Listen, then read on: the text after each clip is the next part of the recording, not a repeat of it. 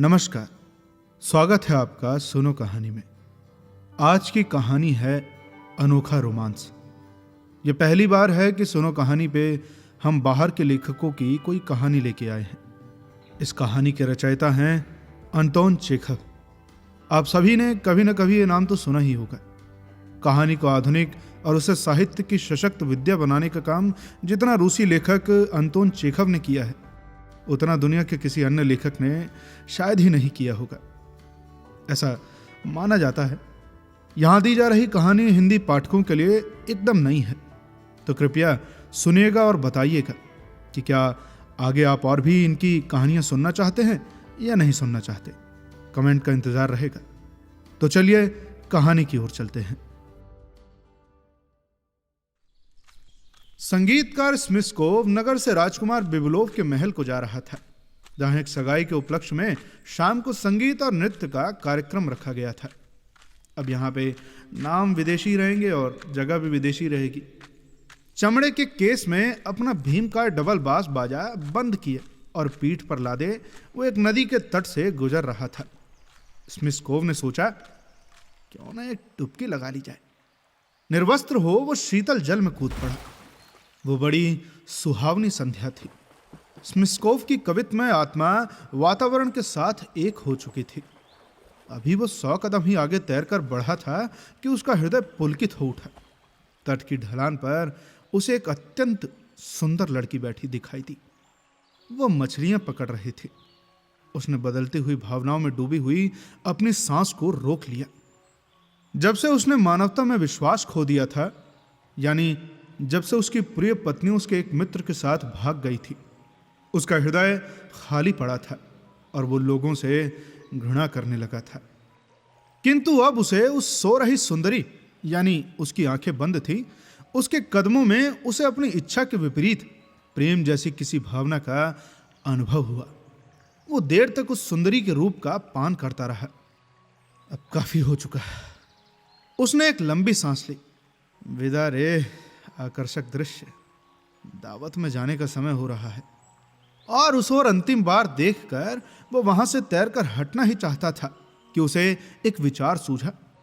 कोई ऐसी वस्तु छोड़ जाऊं कि सुंदरी भी याद रखे कि यहां कोई आया था।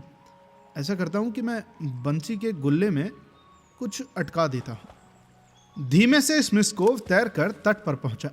पानी के कुछ फूल इकट्ठे किए, उन्हें एक में बांधकर बंसी के गुल्ले में बांध दिया। फूलों का गुच्छा डूब गया, साथ ही बंसी का गुल्ला भी। जब वो तट पर पहुंचा तो उसे बड़ा आघात लगा। उसके वस्त्र कहीं भी दिखलाई नहीं पड़ रहे थे, वे चुरा लिए गए। जब वो उस सुंदर लड़की के रूप की प्रशंसा कर रहा था तो कुछ बदमाश उसके सभी वस्त्र लेकर भाग गए थे। छोड़ गए थे तो उसका भीम का बाजा और हैट मात्र। ये बदमाश जहन्नुम को जाएंगे। स्मिस्कोव चिल्लाया, अरे मुझे वस्त्र चुरा लिए जाने का दुख नहीं है, वस्त्र तो शरीर का ही होता है, किंतु अब मुझे उस दावत में विवस्त्र होकर ही जाना पड़ेगा। वो अपने डबल बास बाजे पर बैठ गया। अरे मैं विवस्त्र होकर राजकुमार बिबलोव की दावत में जा भी तो नहीं सकता। वहां, अरे भैया, वहां महिलाएं भी तो होंगी। और हाँ, मैं बाजा बजा भी तो नहीं सकता। अरे रोजिन तो पैंट की जेब में ही था। वो बड़ी देर तक सोचता रहा। आखिरकार उसे याद आया कि तट से जरा हटकर ही झाड़ियों में एक पैदल पुल है। मैं अंधेरा होने तक वहीं छिपा बैठा रहूंगा, उसके बाद पहली कॉटेज तक पहुंच जाऊंगा। अब बाजा पीठ पर लाद कर हेड सिर पर रखकर पुल की ओर चलने लगा। वो कोई पौराणिक उपदेवता लग रहा था। अच्छा मेरे पाठकों, अब हम अपने नायक को पुल के नीचे छोड़कर मछली मारने वाले लड़की की ओर ध्यान दें।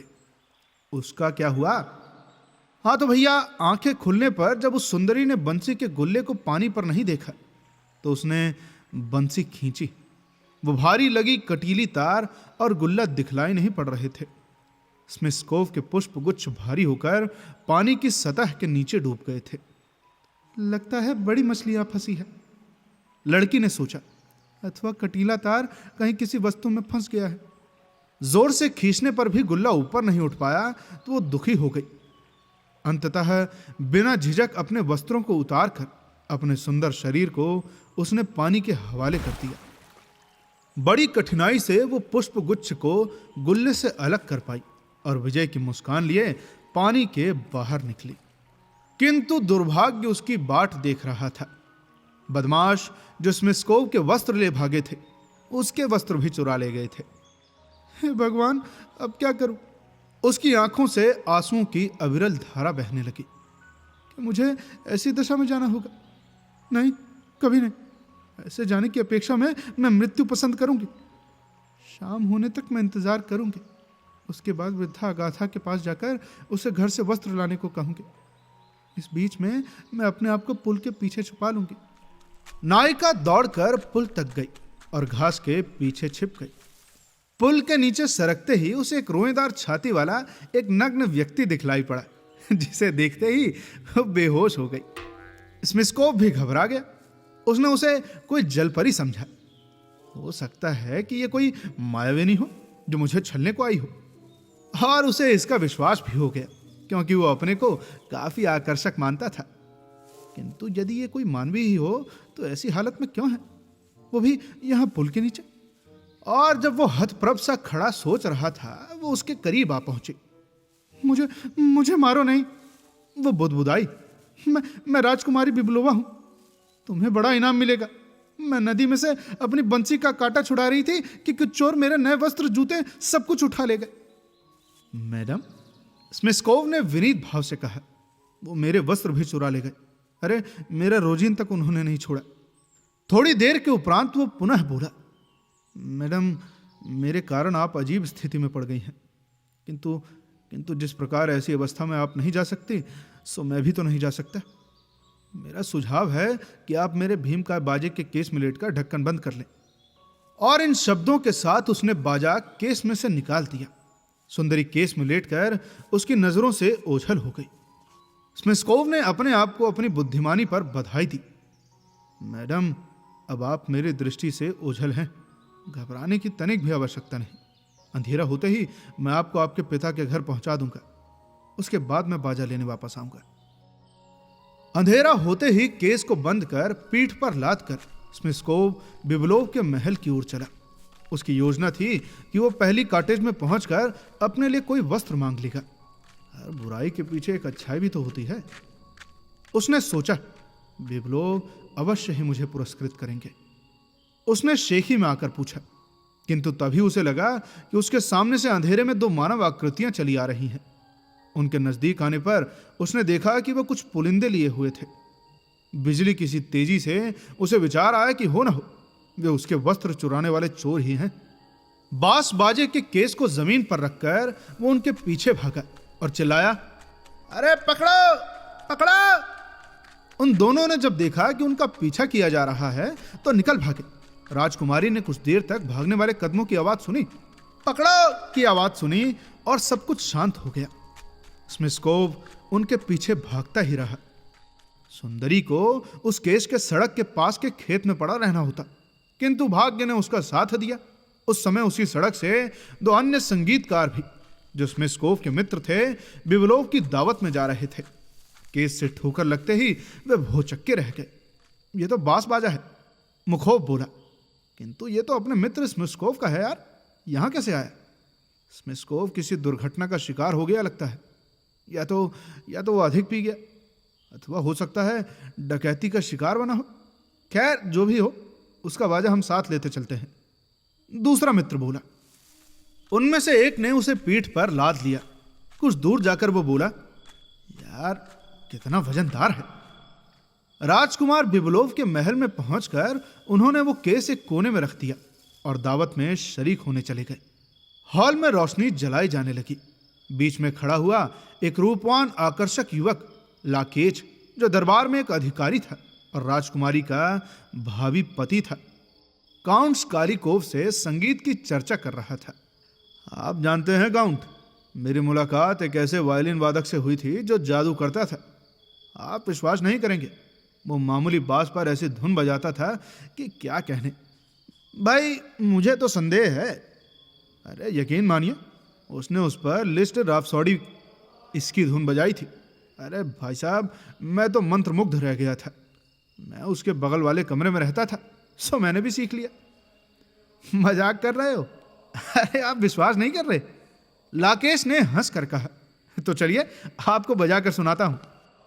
राजकुमार का भावी पति काउंट के साथ उस कोने में जा पहुंचा और केस का ढक्कन खोलते ही उन्होंने जो देखा वो लोमहर्षक था। हाँ, तो अब पाठकों को संगीत चर्चा की उनकी कल्पना पर छोड़कर हम स्मिस्कोव के पास लौटते हैं। बेचारा संगीतकार चोरों को पकड़ने में सफल होकर वापस उसी स्थान पर पहुंचा जहां उसने केस रखा था, किंतु उसे वो बहुमूल्य बोझ वहां नहीं दिखा। अचरज में डूबा वो सड़क पर कभी आगे जाता, कभी पीछे लौटता। अंत में उसने सोचा कि वो गलत सड़क पर आ गया है। अरे यार, क्या भयानक दुर्घटना है। उसने मस्तक पर से पसीना पोंछते हुए सोचा। उसका रक्त अब तक बर्फ बन चुका था। अरे, वो उस केस में घुटकर मर जाएगी। मैं हत्यारा हूं। अर्धरात्रि तक वो केस की खोज में भटकता रहा। जब एकदम थक कर चूर चूर हो गया तो पुल की ओर चल पड़ा। अब मैं प्रातः होने पर खोज करूंगा, उसने निश्चय किया। किंतु प्रातःकालीन खोज का परिणाम भी वही निकला। अब स्मिस्कोव ने निश्चय किया कि अंधेरा होने पर वो पुल के नीचे खोज करेगा। मैं उसे खोज कर रहूंगा। पसीना पोंछते हुए, हैट उतारते हुए वो बुदबुदाया, चाहे 1 वर्ष ही लग जाए। और आज भी उस क्षेत्र में रहने वाले किसान बतलाते हैं कि किस तरह रात को पैदल पुल के पास वो हैट पहने हुए लंबे बालों वाली एक नंगी आकृति देखते हैं। और कभी कभी तो उस पुल के नीचे से बांस बाजे की मधुर ध्वनि भी सुनाई पड़ा करती है। तो ये थी एक छोटी सी कहानी जिसके लेखक हैं अंतोन चेखव। आपको यह कहानी कैसी लगी हमें कमेंट में जरूर बताएं। और क्या आप ऐसी और भी कहानियां सुनना चाहते हैं? अगर हां तो सब्सक्राइब करें सुनो कहानी को और फॉलो करें हमें इंस्टाग्राम और फेसबुक पेज पर। तो चलिए मिलते हैं आपसे अगली कहानी में। तब तक के लिए सुनते रहिए सुनो कहानी की अन्य कहानियां। धन्यवाद।